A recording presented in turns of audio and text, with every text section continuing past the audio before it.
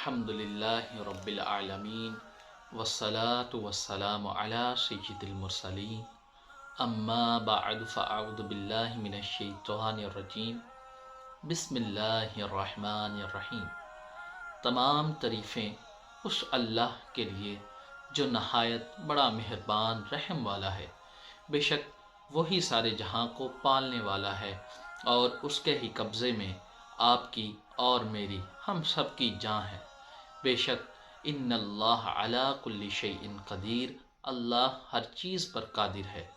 اور اسی کی اجازت سے میں آپ کی نظر آج ایک وظیفہ کرنے جا رہا ہوں جو کہ آپ کو سبق یاد کرنے میں آسانی پیدا کرے گا۔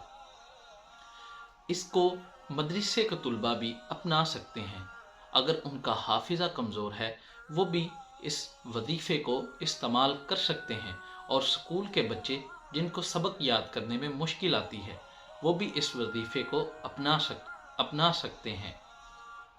قرآن پاک کی نہایت چھوٹی صورت اور بہت ہی پیاری 30ویں سپارے کی سورت الشرح۔ بسم اللہ الرحمن الرحیم۔